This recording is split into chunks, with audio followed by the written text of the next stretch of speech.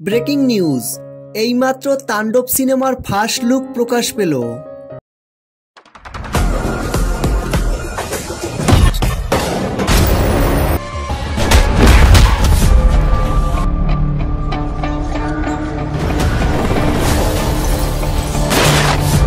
তাণ্ডব সিনেমার ফার্স্ট লুকে মেগাস্টার শাকিব খানকে একদম ভয়ানক গেটআপে হাজির করেছেন পরিচালক রায়হান রাফি।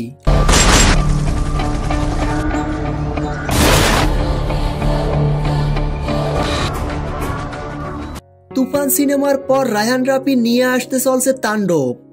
শাকিব খানের never before seen performance loading.